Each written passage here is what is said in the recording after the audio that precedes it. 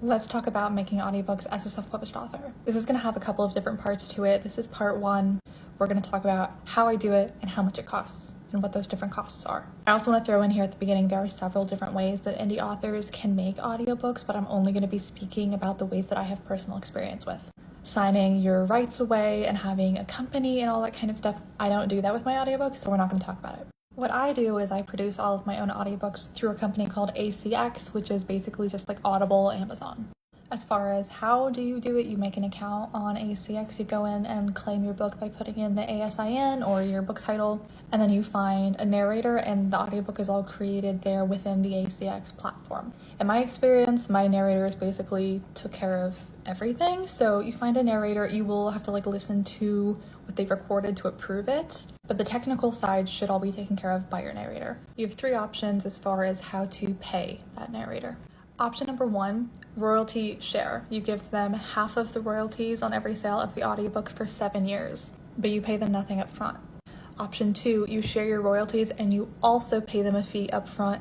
It's just a smaller fee than it would be otherwise. Option three, you don't share your royalties at all and you only pay that upfront fee, but it's going to be more expensive than option two. You're probably thinking, why on earth would you do option two?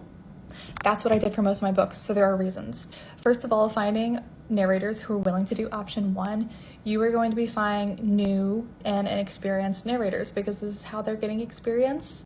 And that's why they're willing to do that. Basically, narrating your book for free is very risky for them, especially if you're a newer author, because they don't know if they're ever going to get paid for their work, and it takes them a lot of time to make your book. I did do this method with one of my books, and I won't be doing it again. So proceed with caution if you choose to do that. If people getting into the industry needing to, make their first couple of books, I totally get it. But you will have a very different experience with someone who's never produced an audiobook and someone who has 100 under their belt based on quality, speed, efficiency, professionalism, whether they even know what they're doing. Get what you pay for. That's how I'm going to warn you. Option two is how you can get more expensive narrators who have more experience without having to pay their full fee, basically. I have done that for almost all of my audiobooks, except for one, because that one has 2 narrators. So for one narrator, I did option two, and then for the other one, I just paid him his fee outright because you can only share with one on the ACX platform, if that makes sense. Okay, this part is actually already really long, so if you want to see exactly how much I've paid for all of my audiobooks, that'll be in part two. Part two for making audiobooks as a self-published author. In this one, we're going to talk about how much it cost me to make my audiobooks. I currently have 5 out, and they've all been very different experiences, so let's get into it. This is my first novel, and this is the one that I used option one for, just royalty share with my narrator. If you don't know what that is, go watch part one. So the only thing I had to pay for this audiobook was the cover photo, which I think was $25, and I split my royalties with my narrator. So honestly, if someone buys this audiobook, I get 50 cents or something as the royalty. It's pretty sad.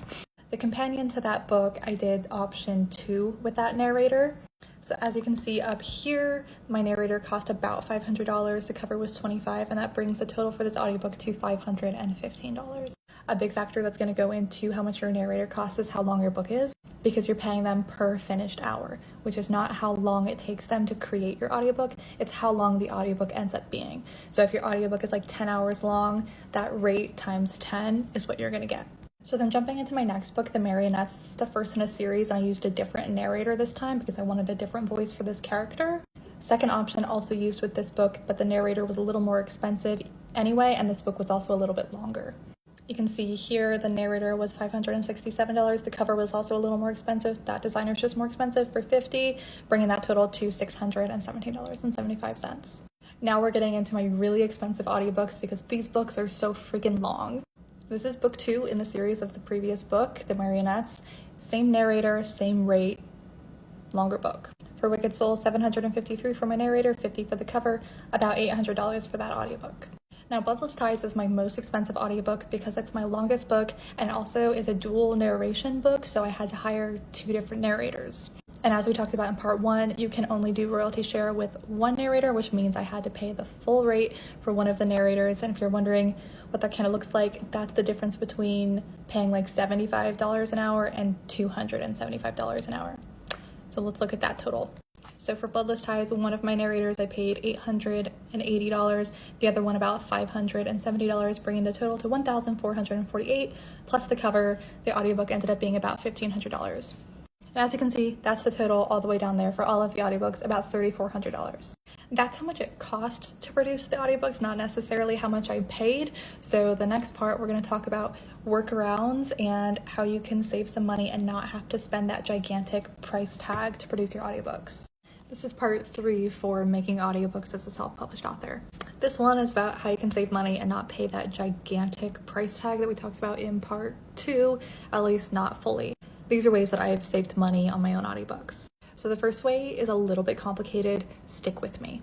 Basically, ACX, which is the platform I make my audiobooks through, go see part 1 if you need an explanation.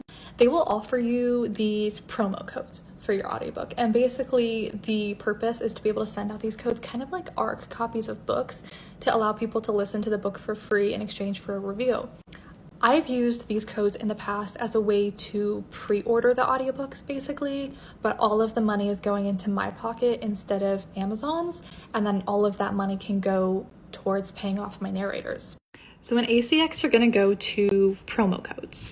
You're gonna pick which book of yours you wanna do and get promo codes. And it's gonna look something like this.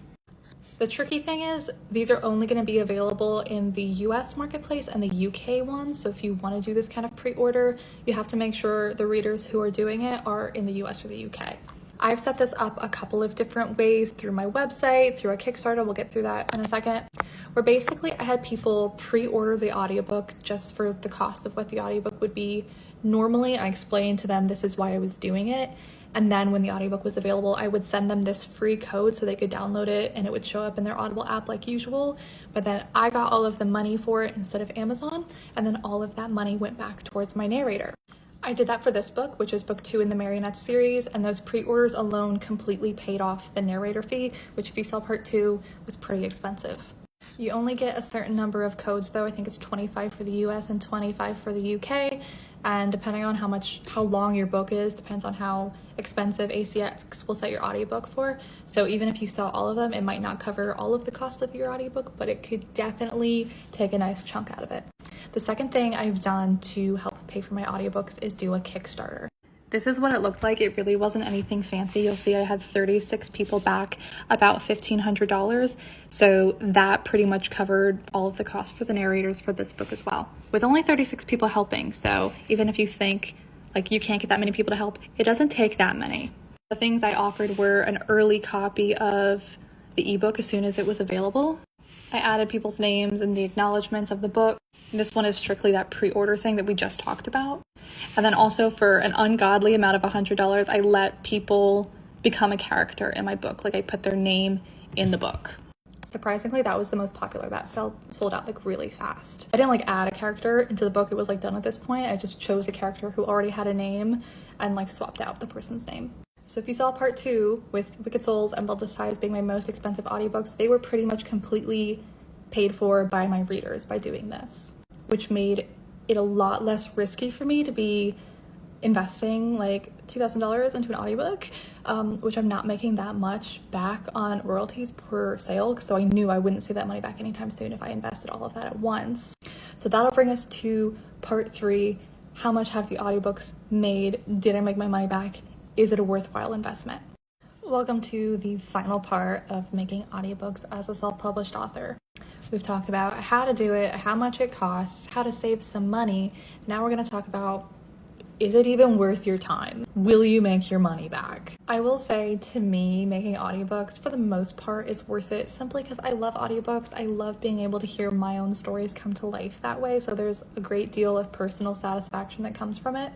I do have a lot of readers request it or say they will only read the books via audiobook. They only listen to audiobooks.